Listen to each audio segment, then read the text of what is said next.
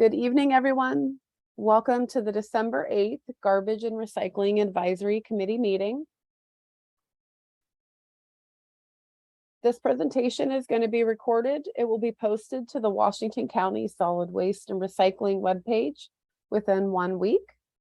We do have time on our agenda this evening for public comment.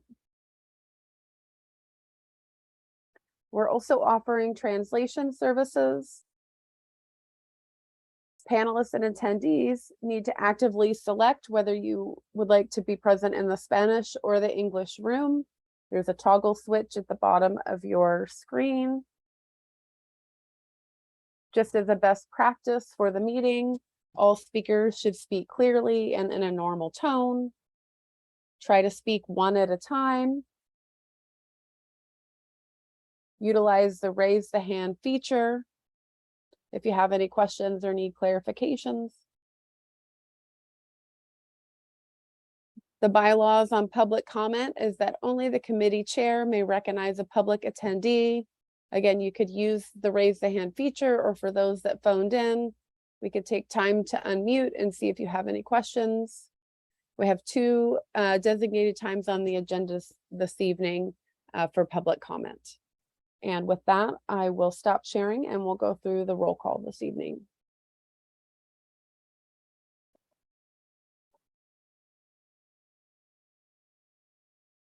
Ashvin.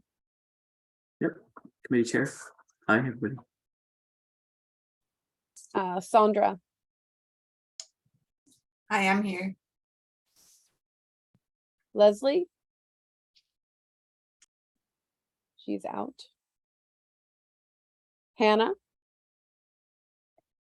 Present, and if I go off camera, it's because my internet is a little slow. Okay, sounds good. Tom. Here, thank you. Myra. Aquí estoy, gracias. Pete.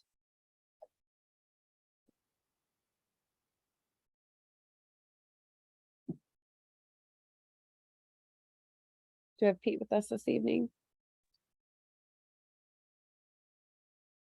Okay, Sue. Here, present.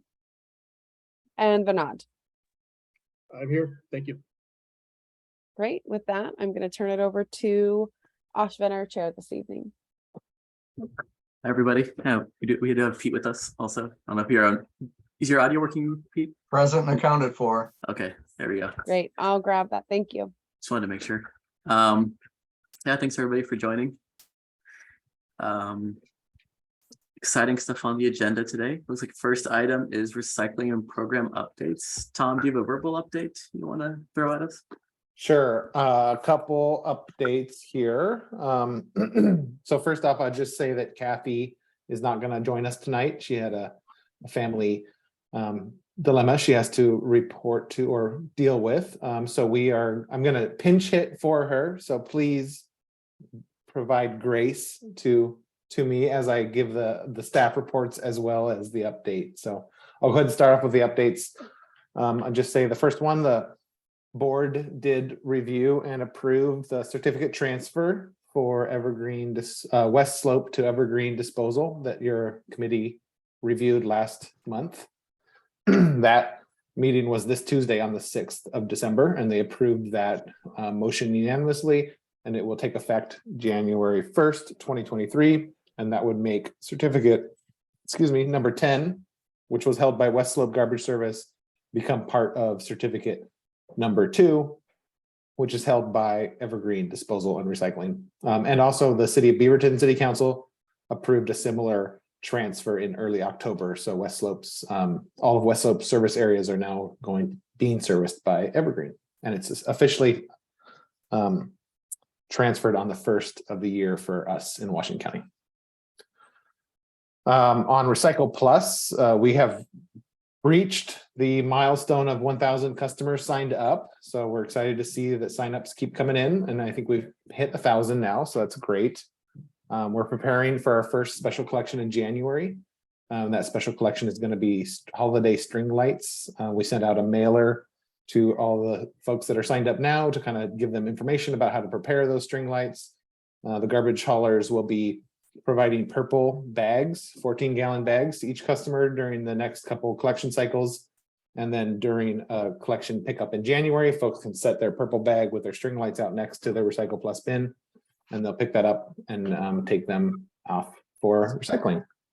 So that's going to be a new first try on this special collection. We're looking forward to continuing that into the future, doing it once a quarter with partnering with Community Warehouse and looking at household goods like pots and pans, linens and bed sheets and things like that to move those materials into the reuse sector, which is exciting.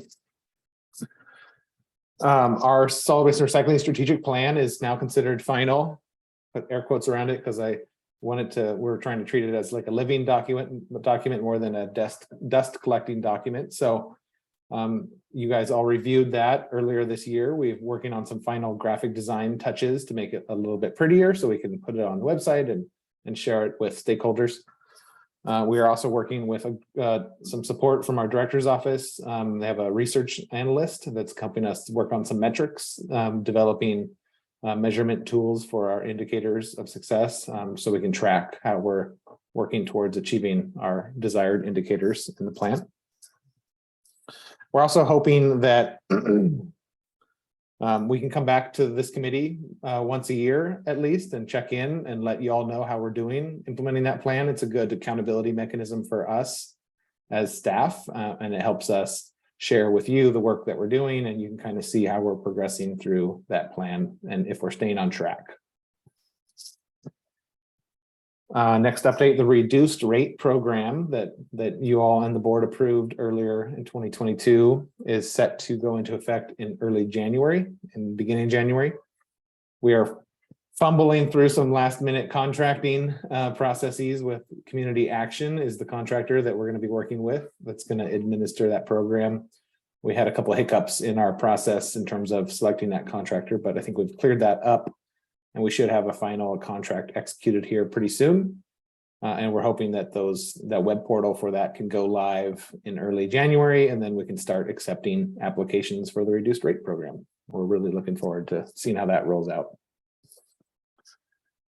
Our bulky waste collection voucher program that we've been sharing information with you all about is getting rolling now too. We've printed out those vouchers, and those vouchers are going to be first distributed to a set of multifamily communities.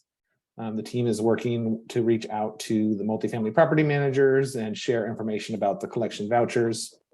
The intent is that we will have each voucher worth 3 bulky items, and we'll work with the property manager to determine how they want the collection to occur on their properties. They could consolidate the vouchers and work with their tenants to build a pile of materials, and then every 3 items would be 1 voucher, or they could work to distribute the vouchers directly to their tenants, so their tenants can contact the collectors and schedule pickup of those items with the vouchers as well. So we're going to kind of figure it out with each property manager, make sure that it works on their properties. Go ahead, Sandra.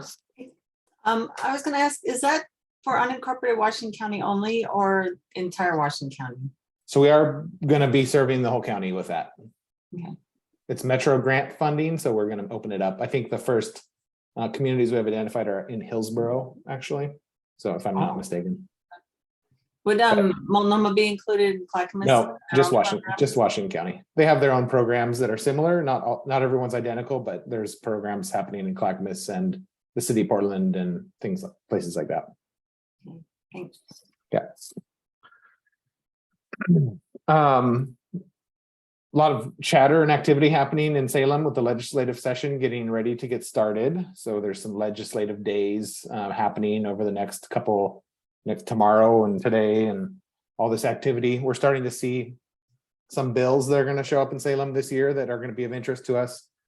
We've been aware for a while that the DQ is going to, I understand, introduce a Oregon e-cycles update bill. That should be welcome news for us. I know Vinod Far West Recycling was cut out of the e-cycles program last year, which was unfortunate for our community, as that was a big collection point in Washington County. So hopefully if they're invited back, they join again. We're also seeing that there's probably gonna be a right to repair bill that comes back in the legislative session. It's been last couple sessions that bill has showed up that is intended to require producers and manufacturers of items like cell phones and computers and things like that to sell parts and instructions on how to repair their items versus making them proprietary and easy, essentially disposable. So that would be a cool effort. I understand one passed back east last year. I'm not exactly sure what jurisdiction it was, but maybe I can find some more information about that. We're also interested in seeing that there might be some interest in the truth in labeling bill being picked up.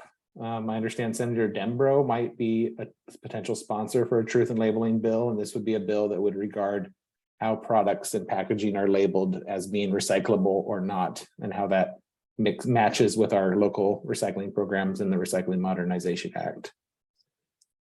So those are some of the ones we're trying to keep an eye on in Salem. And I'd say finally, the education outreach team is getting geared up and ready for some end of year reporting. We've kind of lined our reporting cycles up to the calendar year now. So we've got some DEQ reports due for the Opportunity to Recycle Act, and then some Metro reports due for our annual waste reduction planning. So the team's working hard on pulling numbers together and making sure we're all lined up there. That's what I have for solid waste program updates. Ashvin, unless there's any questions. One question, Tom. The truth in labeling, is that separate than the Recycling Modernization Act? For some reason I thought that was one. Yeah. So the Recycling Modernization Act included a section that developed a task force that would study truth in labeling and return a report to the legislature in June of this year, 2022. So I was on that committee, actually appointed to be on that committee, and we did submit a report to the legislature. I know it's been kind of hanging out there, and looks like there might be a potential sponsor willing to pick it up. So it would be a completely separate bill. It's very connected and very related, and the task force was kind of spun out of the Recycling Modernization Act directly. Okay. Thanks. It was one of a big sticking point in that negotiation. So I think it was negotiated out of the original bill into a task force. Yeah, I mean, that makes sense, right? Yeah. Can't have one without the other, I would think. Makes it tough.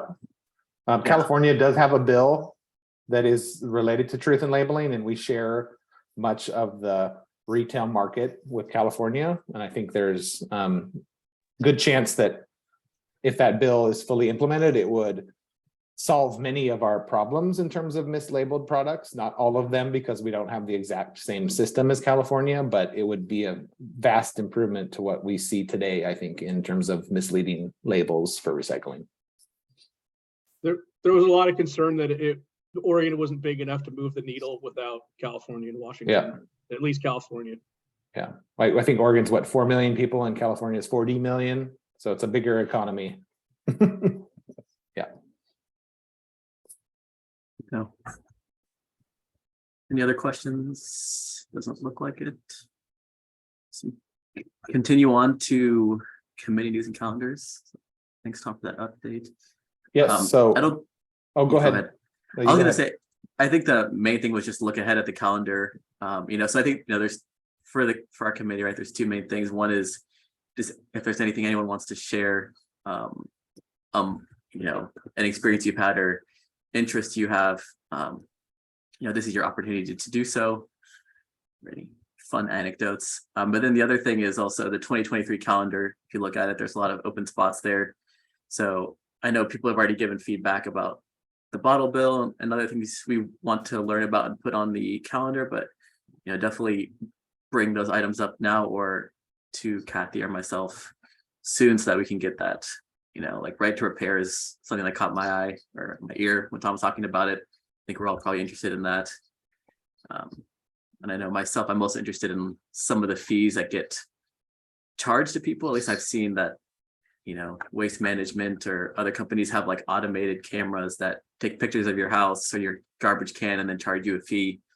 And I had an experience myself where I got charged for my neighbor's trash can, which, kind of made me think, how do they charge fees, and do we regulate that? And does that feed into the rate review, right? Because they're collecting a lot of extra fees. So I wanted to bring that up as a future topic. So if there's anything else anyone wants to bring up now or offline about future topics for 2023.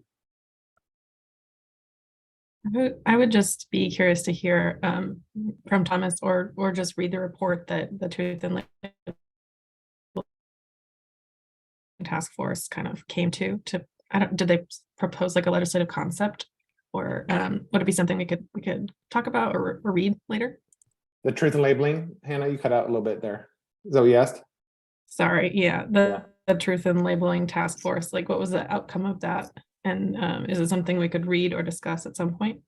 Just out of Yeah. curiosity. Yeah, absolutely. There was a report produced and it was the framework for a legislative concept.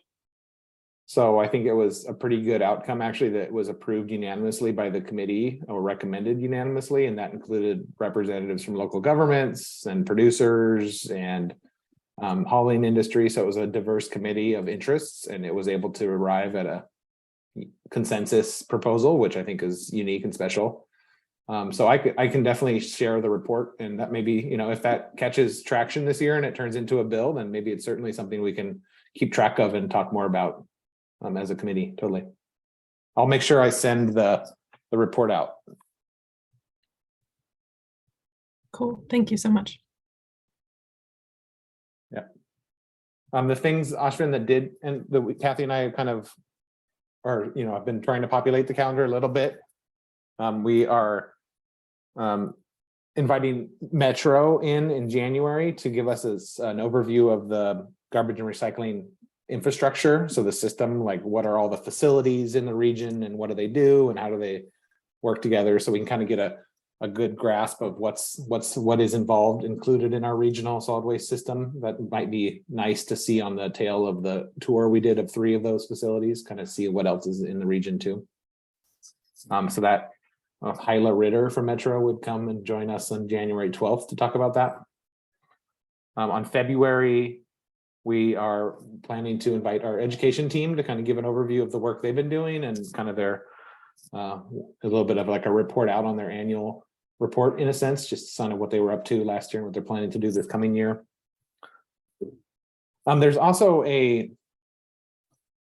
DQ, part of the Recycling Modernization Act is a local government needs assessment, and we're still learning about what that is. Our understanding is we're going to be asked, what do we need? And I think it's initially we've kind of reacted that it's hard to know what we need if we don't know what it's going to look like or what's going to change. If the system's going to change, then we might know our needs better. But one of the areas that we've identified here in the county, at least, is kind of our drop-off recycling opportunities are pretty slim. You know, Far West Recycling is a drop-off depot. Some grocery stores collect plastic film, but we don't really have a robust network of places folks can bring these hard to recycle items like what's collected in Recycle Plus and those types of things. So I think that's certainly something we're interested in talking about in terms of the needs assessment. I also want to use the opportunity to work with you all in this committee to think about what other things we might want and what we might need as a community to improve our system. So hopefully we can get some better questions that we can ask you all to lead to a discussion to help inform what we think our needs assessment response should be. I think it would be a great exercise for this committee to think through some of those things. So I think we're going to be looking at that in February. My understanding is our DQ is going to officially make the ask in January, and we're going to have like 60 days to respond. So that we'll share that all with you, and then in February we can talk about it. And maybe help us formulate some responses to that in terms of what we think we would need from the producer responsibility organizations to make the recycling system better in our community. And then, go ahead, Hannah. Sorry, just because I have done a lot of work with DEQ on this in my time as an intern there. It's important to know that by expressing interest in the needs assessment, that it's not committing to necessarily doing this work in the future, but like with the opportunities to expand or invest with that funding. But we do need to express interest in order to get that funding later. So it's kind of like there is an opportunity to cast sort of a wide net and aim big, not necessarily like shoot for the stars, but if there is something that we would be interested in developing by 2025, that is something we need to express for this round of needs assessment. Thanks, Hannah. That's great. It's helpful. It'll be interesting to see what it looks like and what we come up with. So I know we've been asked if we directly would be interested in operating depots as a county government. I think our initial reaction is not necessarily. We don't operate facilities, and we would have to hire staff, and we'd have to have some systems and processes, and we rely on our partners like Far West Recycling to do those, and Metro is a facility operator. So maybe Metro can bring out depots into our community and stay in that lane, because I think it maybe drifts out of our lane as Washington County. So, but those are the kinds of questions that I think we're going to be grappling with a little bit. And then in March, Sandra, to kind of speak to the bottle bill question, we've invited OBRC, which is the Oregon Beverage and Recycling Cooperative, to come give a presentation about the bottle bill and the OBRC and what they do and where they do. They have also offered a tour of one of their facilities in March. So maybe that's something we can line up to be around the same time. And if anybody's interested, they can hop on a tour with staff to go check out one of the OBRC facilities. Be interested in seeing their main sorting facility, where they take all the cans and bottles back. I don't know where it is anymore. It used to be off Highway 30. Do you know, Vinod, is it still out there? I don't know. They're really promoting their newest one with the AI sorting in there, the sorting sort of live time. Cool. And then also in March, we're gonna our business team could come back in and share how the business food scraps requirement implementation is going. At the end of March in 2023 will be the first compliance deadline for large food waste generators. So we'll see how we did with the first phase of businesses and then how that compliance work is going. Go ahead, Vinod. Oh, I was going to add on that. If you put that tour together, it might be interesting to add ORPET into that tour, where they take the PET bottles and flake them back up. Where is ORPET in Scappoose? Yeah, Scappoose or St. Helens, that Okay. neighborhood. Okay. And then, as you said, Ashwin, we have lots of openings on the later, after the first quarter of 23.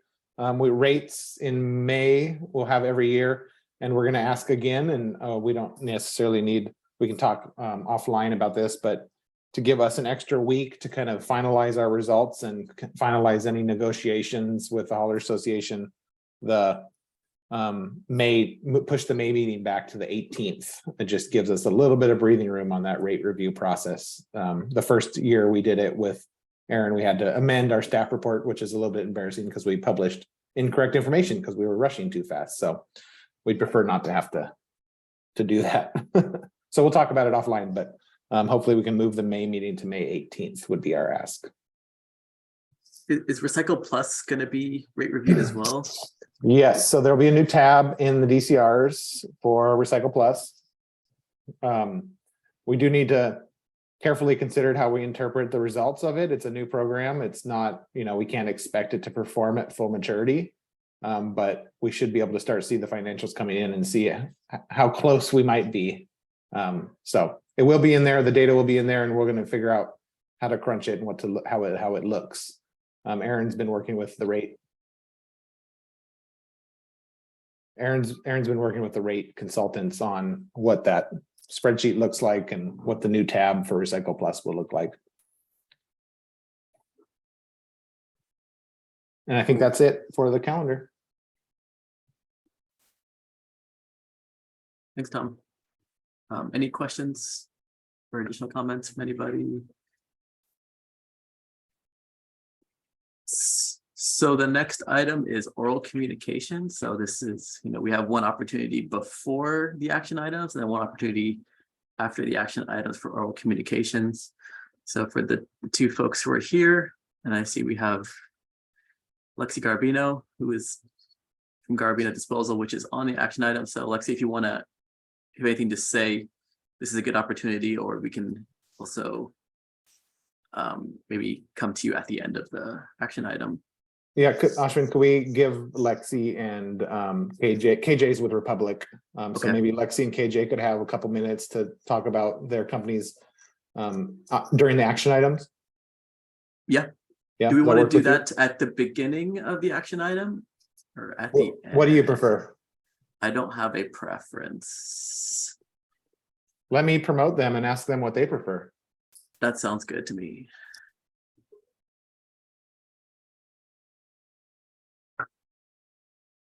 I'm working on there. Here they come. They're promoted by KJ and Lexi. Hi, thanks for promoting me, Tom. You're welcome. Hello. So would you, yeah, what would you guys prefer?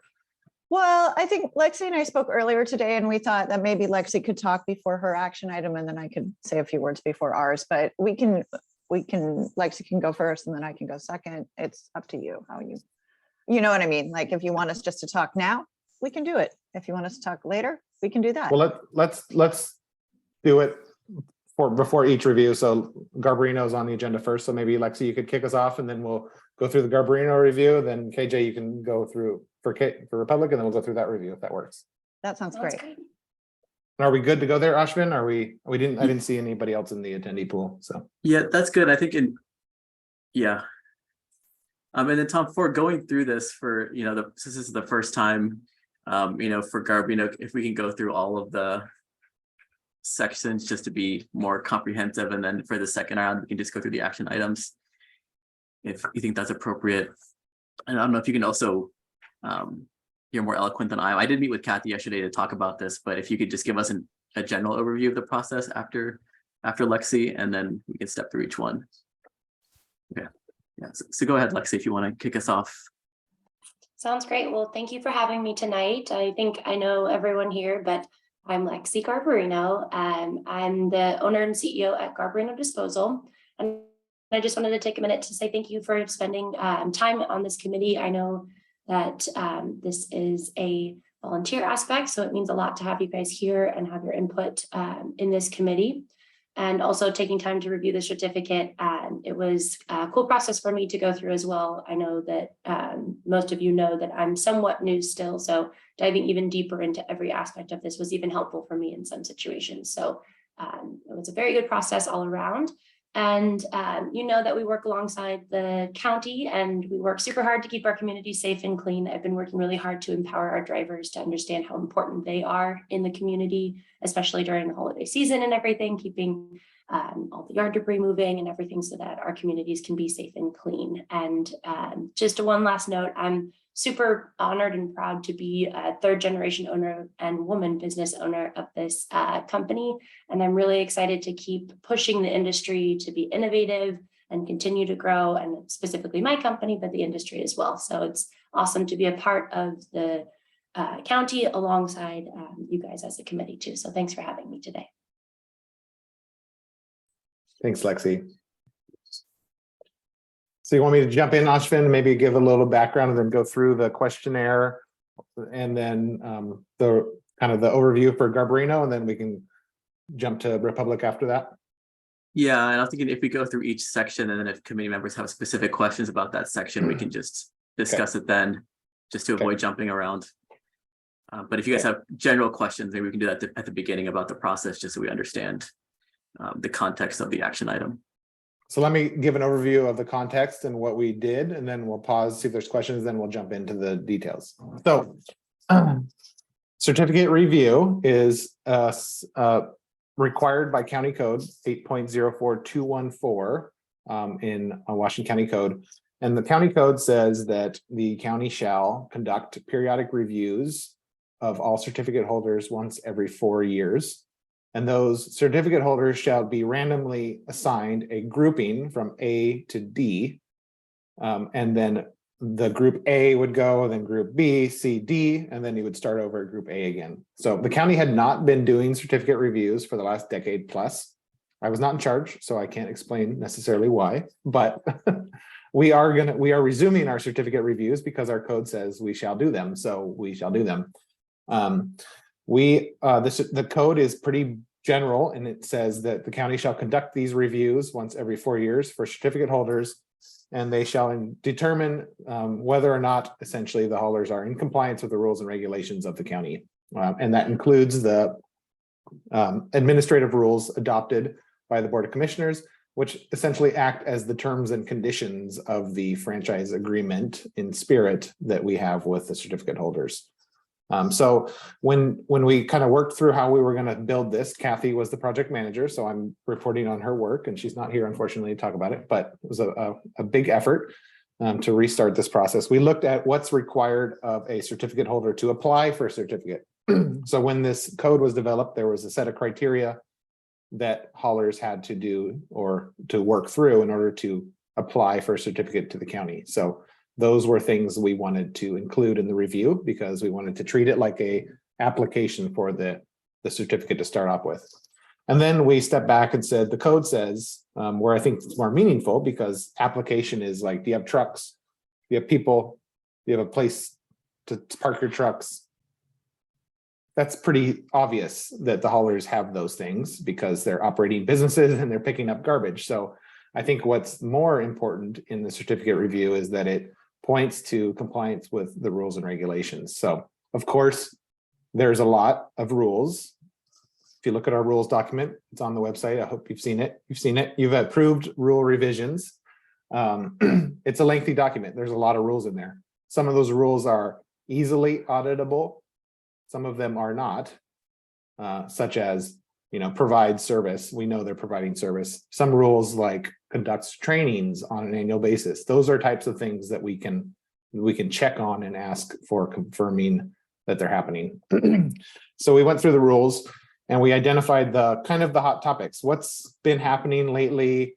What are some of the areas of concern we've had with some other service providers or just service providers in general? What are the new rules? There were some new rules that were adopted in April of last year related to personally identifiable information and implicit bias training. So we kind of looked at what's been recently added to the rule package and what are some of the areas that we've had some historical concerns about that come through random complaints, and we deal with them when we get them, but we would rather do some more proactive work to take that approach. So that's how we developed the kind of questionnaire.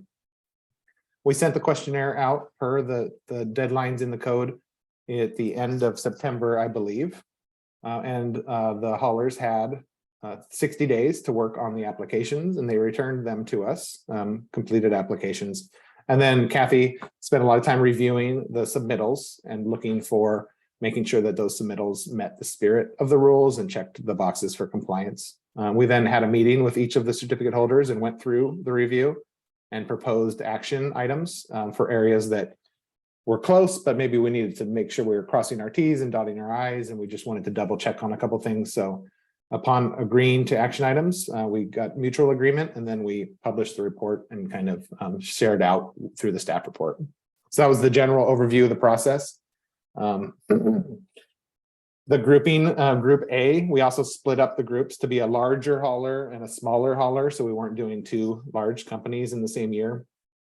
Kind of funny because we measured largeness by number of customers and revenue in our certificate area, which ironically put Garbarino as the large hauler and Republic Services as the small hauler, which, if you know what Republic Services is, a national corporation, and Garbarino is a small family-owned business. So it was kind of ironic, but it worked out either way.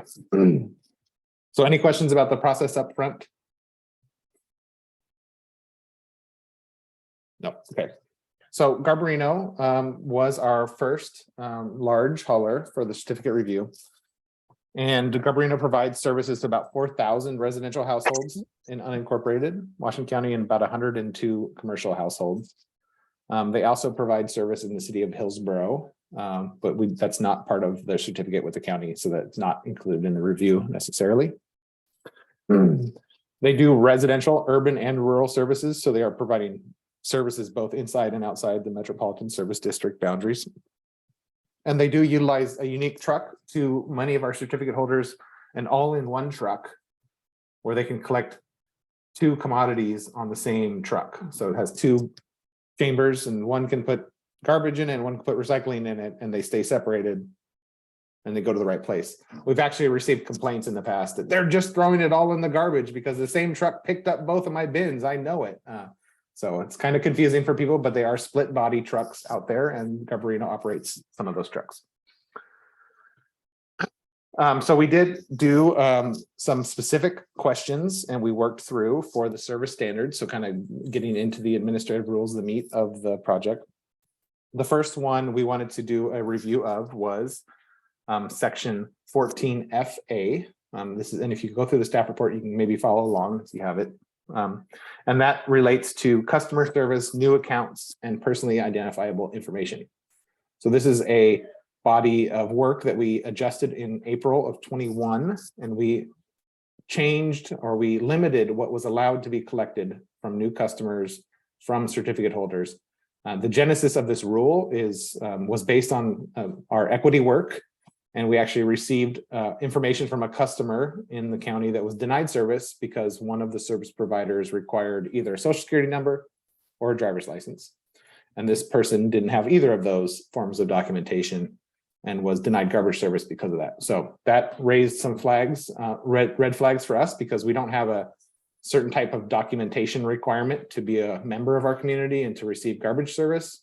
And denying garbage service does not do any good to any of us if that's the case. So understandably, the purpose of collecting that information for some utilities and service providers is ease of collections is one reason. So it's easier to send someone to collections that doesn't pay their bills if you have that type of information. But we also did talk with some collections companies that said they have lots of good tools to find lots of people, and they're pretty good at their jobs. And so they can find Cindy Smith without a social security number. So we did work together with the Hauler Association and agreed to a minimum or a maximum outline of information that folks could collect to start an account, and limit it to name, address, billing address, whether it was rented or owned a service, the landlord's name if it was owned, phone number, mobile number, email address. And then if there was anyone setting up online billing, they could collect that financial information there. So Garbarino submitted their new customer start form, and it showed that they do not collect anything beyond the requirements of the admin rules. And so they were found in compliance of that rule. Next one we looked at was section FF, customer service, new accounts, and new customer information packets. This rule requires that certificate holders provide each new customer, so this is new residential customer, with a packet of information that includes description of the services and rates, recycling guidelines and resources, recycling options, hauler contact information, including business address, telephone number, fax number, business hours, and email address.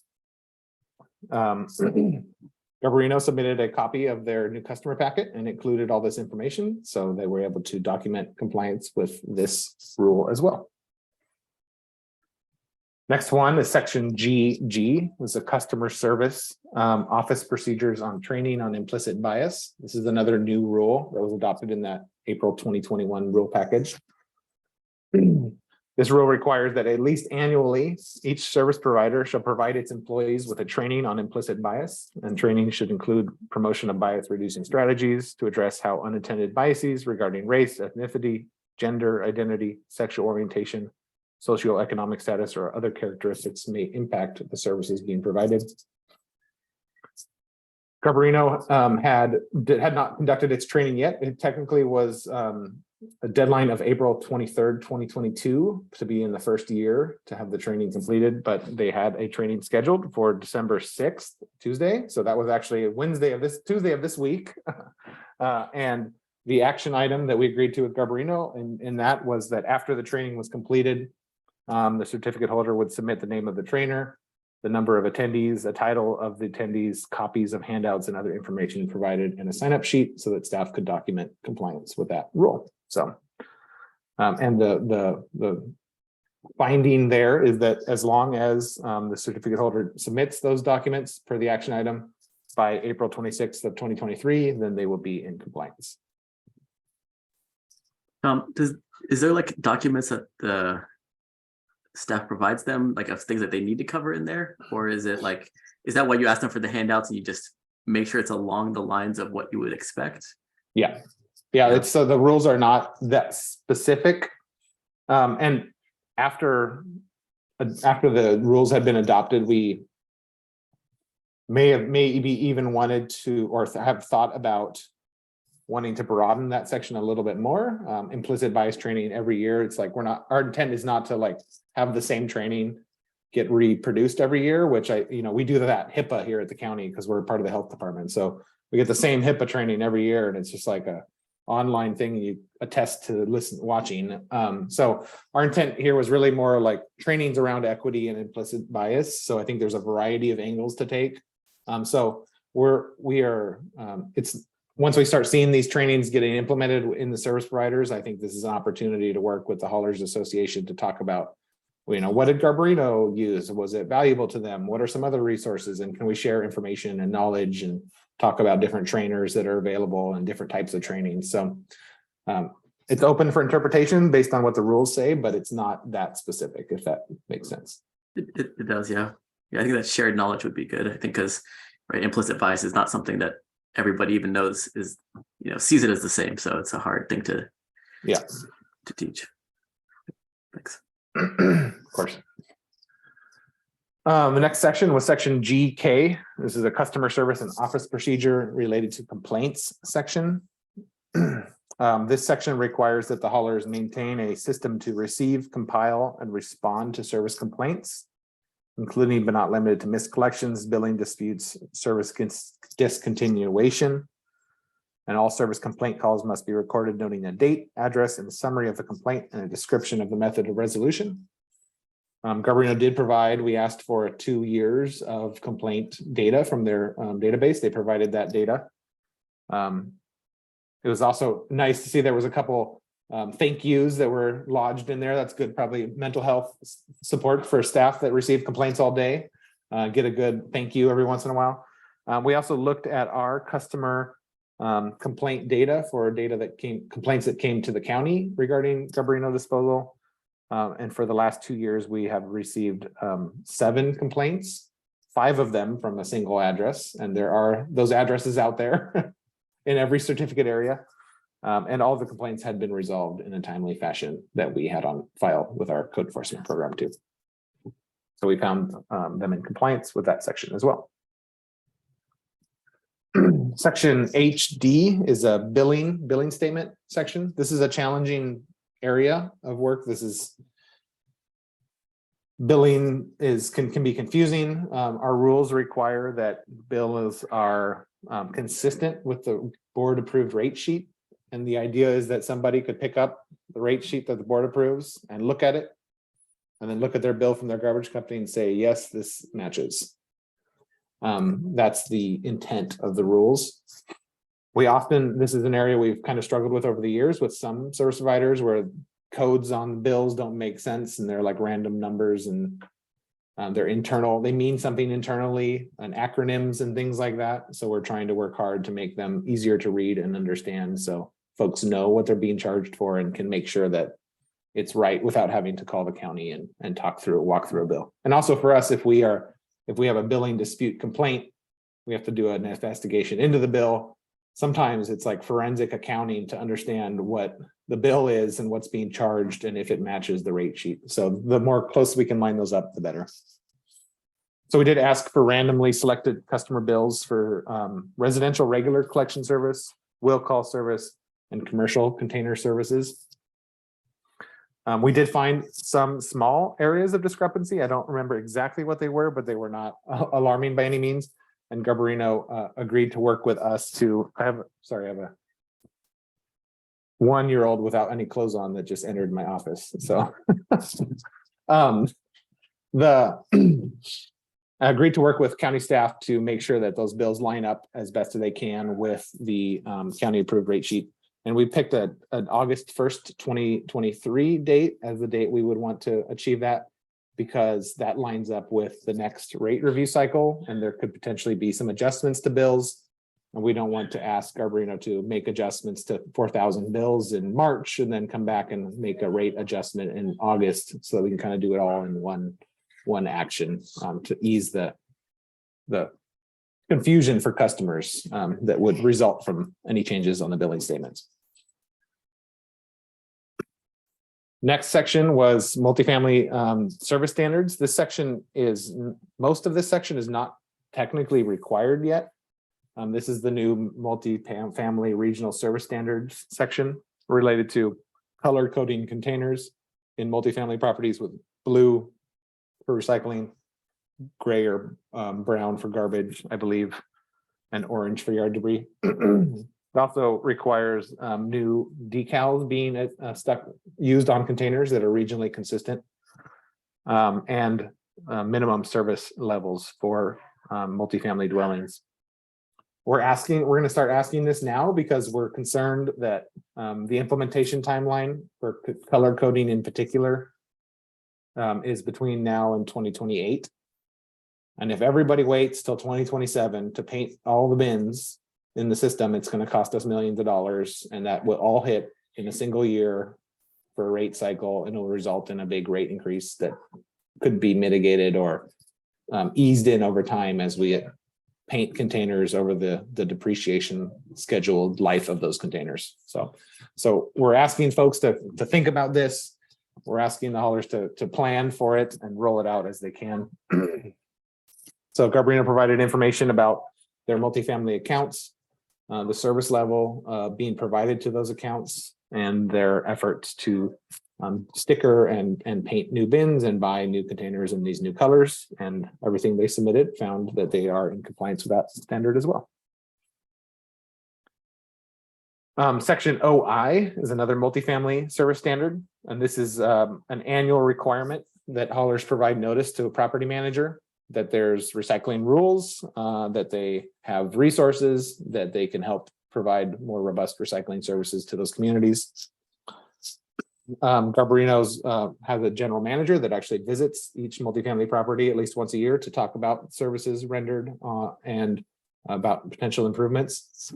County staff felt that was a good practice, and we supported that. We are also encouraging them and going to work with them to develop a leave behind that can be left with the property manager that makes sure that all of the elements required in the rules are captured on that leave behind. So there's contact information and all of the resources and options that are available to the property managers would be developed and put on a leave behind. Sorry, I'm background noise if you can hear it. The next section is section SE. This is related to Dropbox compactor billing. This is another billing question. This is even more complex billing because billing for Dropbox is confusing, has multiple items, line items. It asks for a variety of information in terms of how the bill is structured. The bills we submitted that were submitted by Garbarino were good, considering Dropbox is so confusing. I think we did identify a couple areas that maybe actually Garbarino had been undercharging. And so that might be something that needs to be corrected in terms of the disposal fees and making sure that franchise and government fees are applied to all of the proper line items on the bill. And then that's made clear to the customer that's receiving that bill. So this is another area where Garbarino has agreed to work with staff to make those adjustments over the next 6 months and to be implemented no later than August 1st with the same rate cycle. We asked for information about business recycling requirements. So how many business customers, commercial customers they have, and whether they have provided educational information materials and are providing recycling services to those customers. We found Garbarino in compliance there. We looked at our reporting section. So what types of reports do we require to be submitted in terms of detailed cost reports or recycling reports? We did find in the records that Garbarino has not necessarily filed all of the commercial new start reports that have been required. This is an other report as requested in the rules. And we do request that quarterly haulers are providing new starts for business customers in their franchised areas. And then the county takes that information and notifies those new customers of their obligations under state law and local rules and regulations. And that's how we check the box to meet our state Opportunity Recycle Act requirements. So Garbarino has committed to bringing those reports up to date no later than January 31st so that we can kind of start fresh on that. Code requires a surety bond at a laughable amount of $5,000 because it was implemented in 1969. Maybe that's something that the board would want to update someday to make it meaningful. If those that don't know, a surety bond is intended to be like an insurance policy on an obligation. So the surety bond for the certificate would be intended to say, if Garbarino was unable to meet its obligations as a certificate holder and could not pick up garbage from the customers in its service area, the company that issued the surety bond would pay the county $5,000 so that we could do it. And in 2023 numbers, $5,000 would probably get us half of a day of garbage pickup, if even. So that might be something that's worth looking into in the future as we kind of modernize our rules along with the Recycling Modernization Act to make it a meaningful policy, not a $5,000 policy. But there's a $5,000 bond there and it meets the rules. The last thing here we asked for was documentation or a submittal of any subcontracts that the company has entered into in order to provide services under its certificate. And Garbarino has a subcontract on file with the county with Trilogy Medical Waste LLC. And this is the company that provides medical waste collection on behalf of Garbarino in their certificate area. And it is a newer contract and it's up to date. So that looked good too. So in summary, Washington County feels that based on completing the action, upon completion of the action items, that Garbarino disposal and recycling would be in substantial compliance with the rules and regulations as reviewed in the certificate review. And we would recommend that the advisory committee accepts the staff review and findings, and that Garbarino Disposal and Recycling Services has demonstrated that certificate holder of sanitary service certificate number 3 generally meets the requirements of the Washington County Code 8.04.214 certificate periodic review, provided that the action items are completed. So that would be a motion if anybody wanted to make it, and we're happy to answer more questions if there are, and I will stop talking for this one. Thanks, Tom. That's a lot of talking for you. Appreciate it though. I think it's very clear for me at least. Maybe we can at least see if anybody has some questions for clarification or general discussion.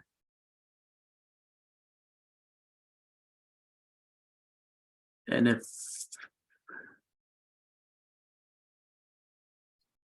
if not, then since this is an action item and we do a quorum, if someone wants to make a motion to accept this as is, that would be needed to get this going.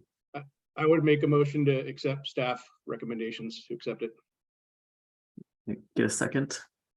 I'll second. Thank you, Pete. Aaron, if you could call us off. Will do. Is it just a yes or no in support Yep. vote? So Okay. vote to accept. Yeah. All right, Austin, Yep. I'll say yes. Sandra, Yes. Leslie's absent. Hannah, Yes. Myra, Sí, apoyada. Pete, Yes. Sue, Yes. and Vinod. Yes.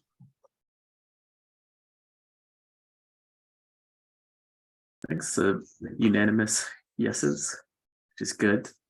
Thank you, Tom, for that, and thank you, Lexi, for your participation in this. Yeah.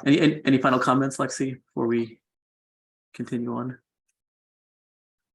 No, just thank you for taking the time to dig through this with us, and yeah, looking forward to being completely compliant. Great, thank you. So we can go on to the next action item for public. So KJ, if you'd like to kick us off on that one, be great. Sure, I have prepared a statement because I'm not as good at extemporaneous speaking as Lexi is. So, good evening.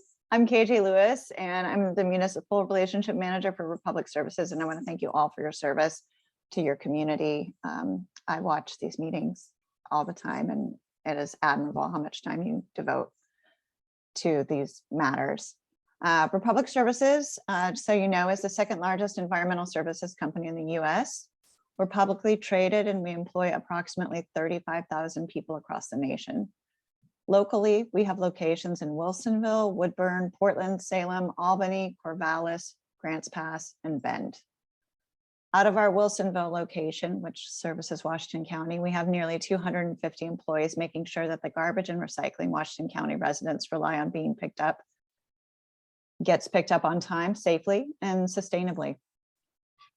Sustainability is the heart of our business. We currently run 30 RNG trucks out of our Wilsonville shop.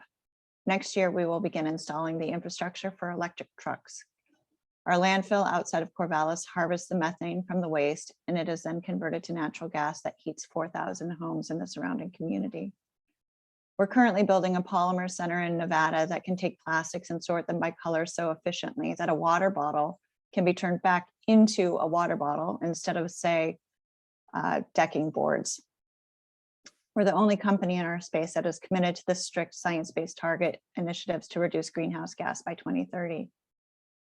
It's been a real pleasure to partner with the county staff on this review, and we're pleased to collaborate further on the actions to be discussed shortly.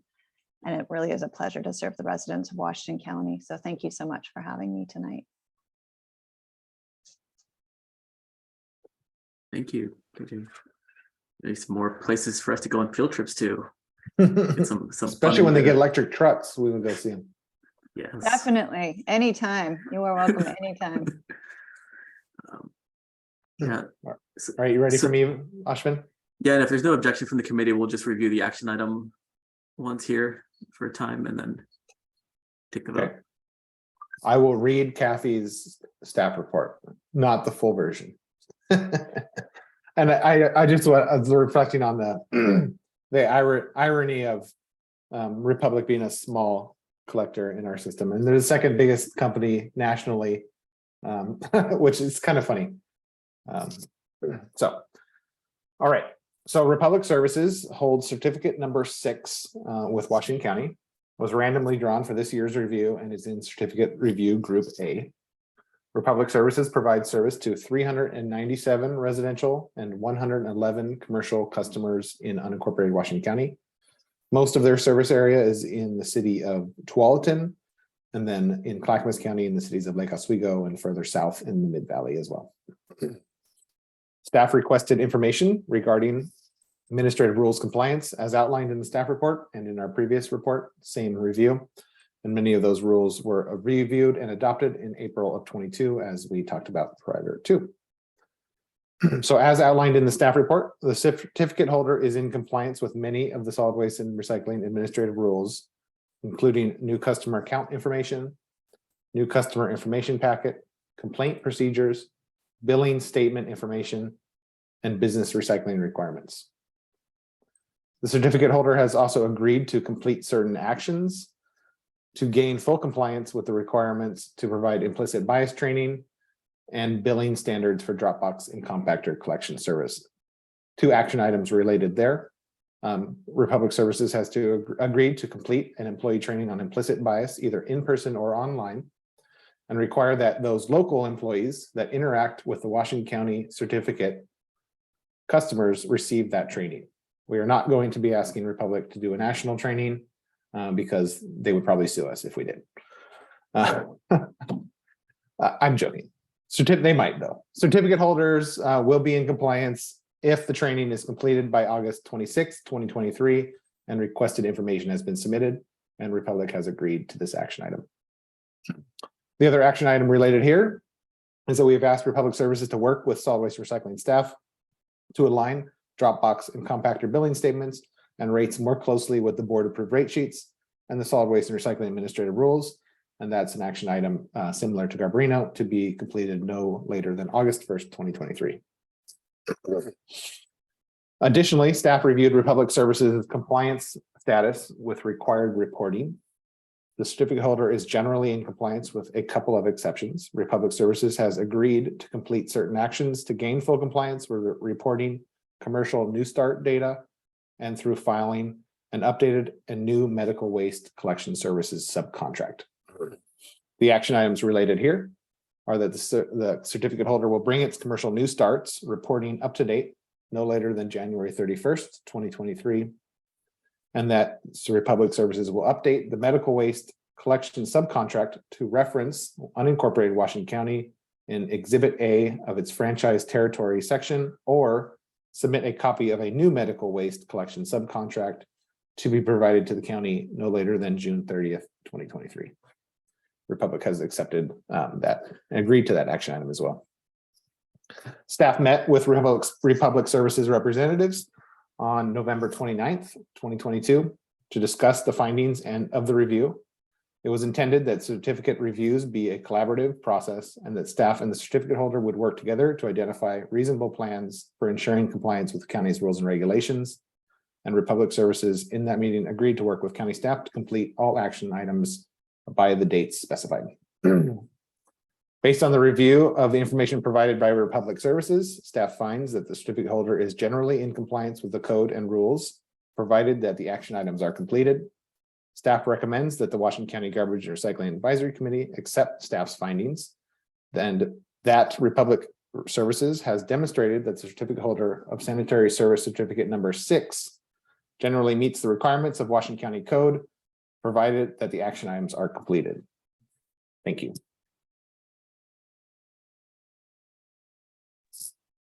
Thanks, Tom. General question, since I think both Republic and Garbarino were not reporting new starts, and what was the other one? The implicit bias training wasn't. Is that something that you're communicating to the Haulers Association just so that everybody's aware and we don't just go through this?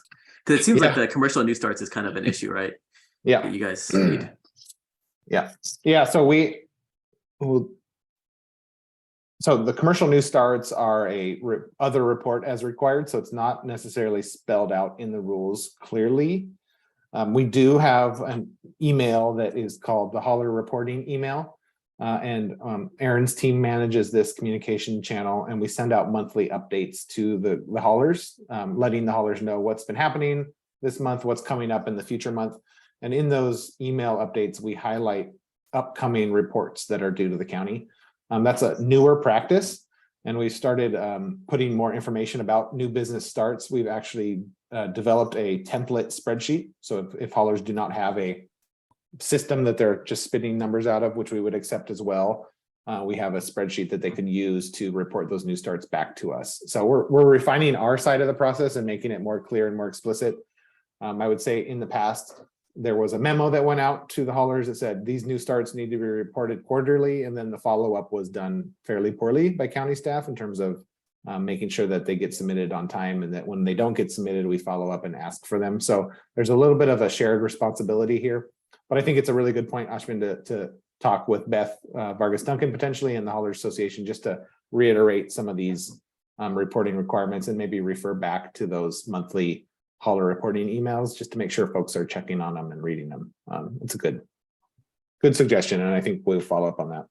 And then the implicit bias training, I think that's another good suggestion. I'm eager to see. I know that the Garbarinos used a tool that Lexi has found that was an online option training, and I think Republic Services is planning to do something similar through their Workday, which is kind of their internal intranet employee relation tool.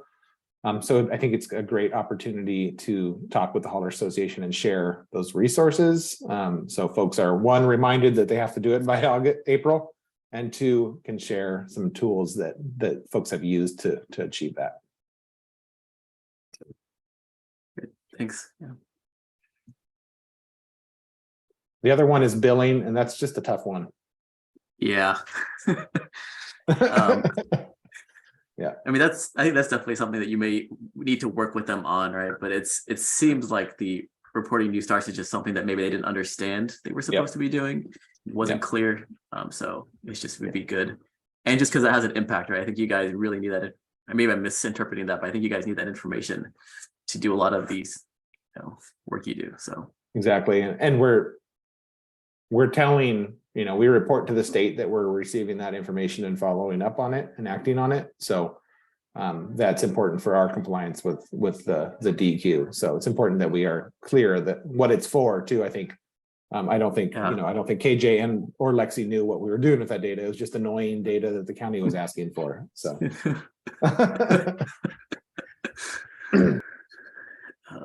Great. Any other questions or comments, clarification needed from the committee on this?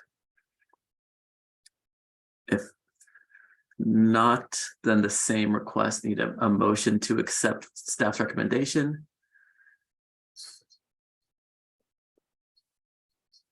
I will move that we accept staff recommendations for Republic Services. I'll second that. Thank you. Okay. We'll start with you, Ashvin. Yep, vote yes. Sandra, Yes. Hannah, Yes. Myra,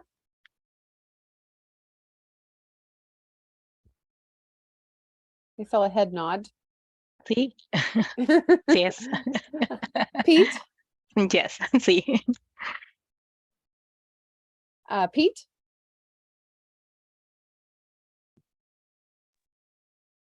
Pete, I think we need you to unmute and say yes again. I got a thumbs up recorded there. Sue Yes. and the nod. Yes. Great, that rounds us out. Thanks. Great. Thank you, KJ, for your participation in this. Any last comments before we let you go? No, just thanks so much for this process. Really enjoyed working with the county, going through all of this is enlightening, and also thanks for having us here tonight. Really appreciate it. Thank you for coming, representing. And thanks, Tom, and for putting all this together. I'm sure it was a tough haul to pull this together. So yeah, it's good. It's good body work. This as we went through this process, I think Kathy and I reflected on the importance of doing this type of work because we didn't want it to be a gotcha, but we also need to just check the pulse every once in a while to make sure that we're doing our due diligence to and on both sides and reminding ourselves of what these requirements are. We're also expecting that the questionnaire is not necessarily need to be the same thing every year. So maybe group B has a little bit of a different questionnaire based on what's the current events and what's happening in the system and any new rules that have been adopted. So if there's things that you all are interested in knowing more about and maybe have concerns about based on your experience, like random fees that are getting charged for neighbors' bins, that's something we can look into in these reviews. That's the intent of this, to kind of look at those areas to make sure that the certificate holders are implementing the program the way the rules are intended to. And again, it's not to gotcha, it's to find things that don't make their way up through complaints or whatever mechanism there is to reveal themselves. So it's good for us to do that. And I hope it helps kind of this committee see its role in this process as well. If we did have a hauler that was not following the rules or not in compliance with the rules or didn't want to be in compliance with the rules, then there's an opportunity for this committee to refer that to the board to say, we're concerned about this situation. We don't think this is meeting the spirit of the rules that the board has set. So that's how the process is designed. And even I think just the accountability we give ourselves and each other by coming here into this public space and talking through this process is as important as any compliance findings are as well. yeah, I think it's also good from a rules perspective to really kind of put it to the test. How does the rule hold people accountable, and does it meet what our expectations would be? I talked to Kathy, like if that was something like feedback on the rules, and I think the discussion was that with the legislation coming down, right, that's that can be part of this discussion as well in the future. But I think, yeah, if any of the committee has feedback on the questions that should be asked here, or on this process in general, it's good to provide it, because I believe this was it was still like an older process that you guys revamped. So there's still opportunity to keep changing it, like Tom said, so. Who are the haulers for next year? Or Group B, I guess.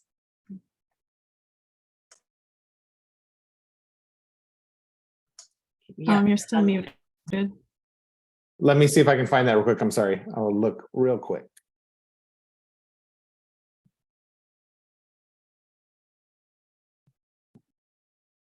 Oh, I think I might have just went right to it. Yes, I did. B is waste management. So it's our biggest provider by area served. And Evergreen Disposal and Recycling which is who just acquired Westlow. So that's the Group B.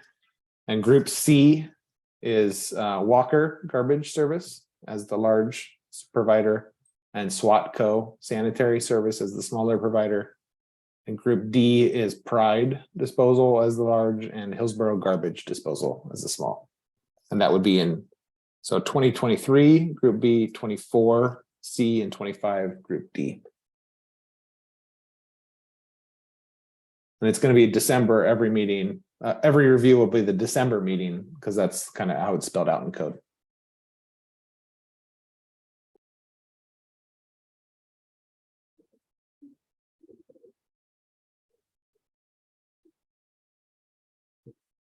So last item is oral communications. So we can pause here for a couple minutes, or not a minute, minutes, but for a little bit. It looks like we have one attendee. Cosette, if you would like an opportunity to speak, you can raise your hand in the chat. And Cosette is an AmeriCorps working with our team, so she can still make public comment, but that's who Cosette is. Thank you. It's good to know. Still an opportunity. We'd like to hear from people. It was fun last time when we had some conversation with the public. So yeah, the other thing I will just say, I should have put this in my update, but we do have 3 positions coming up in March of next year. We're going to try to fill all those positions at the same time. I believe Sue term is expiring and she is not going to reapply. I understand. Is that correct, Sue? Correct. So thank you for your time and your service. Sandra, I believe your term is up as well, and I would think you might reapply or would want to reapply, and we would ask you and welcome you to reapply. But I thought I had another year. Did you? Okay. Well, look at it. But I understand there's 3 at least. And then Kathy Christie's seat is still vacant because she resigned and we haven't filled that seat. So there'd be 3 positions. So if you know anybody, let them know. We've asked our education team to put the word out in our newsletter channels to get information out about the availability. We currently have 2 people that have applied. And I would love to have more people than I don't like to go to the board and say, I have 2 seats to fill and I have 2 applicants. What do you want to do? I like to come with a pool instead of just a fait accompli. So please get the word out if you can, and you want to share with your networks that there is an opening. I can make sure that we get a link to the application form shared with you as well. Please do. Right. So that is the end of the items. So call it for tonight. Thanks everybody for joining. Thanks staff. Thank you. Thanks all. Thank you. Have a good Thanks evening. for all your hard work on this. Appreciate it. Bye. Thank you for joining the December 8th Garbage and Recycling Advisory Committee meeting. This recording will be posted to the website within 1 week. Thank you and have a good evening. Have a good night. Bye-bye. Thanks, Myra.